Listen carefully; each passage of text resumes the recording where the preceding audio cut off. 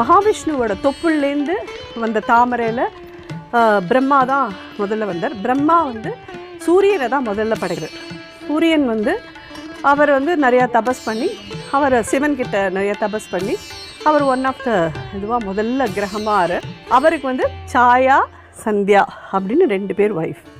சாயான்றவ பகல், சந்தியா அப்படிங்கிறவ ஈவினிங். அதே மாதிரி சுக்கராச்சாரியார் வந்து ஒரு கண்ணு தான் அவருக்கு இருக்கும்.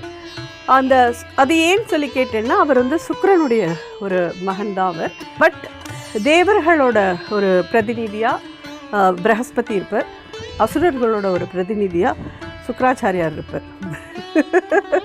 அதனால தான் சுக்கிரனோட கூட சில பேர் ஜாதகத்தில் நீங்கள் பார்த்தீங்கன்னா சுக்கிரனோட ராகு, சுக்கிரனோட சனி, பிறப்புலேருந்தே அவளுக்கெல்லாம் சில குறைபாடுகள் நம்ம கண்டுபிடிக்க முடியும். அது நம்ம ஜாதகத்தை பார்த்து தான் தெரிஞ்சுக்கணுமான்னு இல்லை, இந்த பிறந்த இதுலேருந்தே இது இவாளுக்கு இப்படின்னு தெரிஞ்சுட்டு அதுக்கு தகுந்த மாதிரி நம்மளை யார் எப்படி வர்ஷிப் பண்ண சொல்கிறாலோ அந்த மாதிரி பண்ணினோன்னா நிச்சயமாக அதுலேருந்து விமோச்சனம் கிடைக்கும்.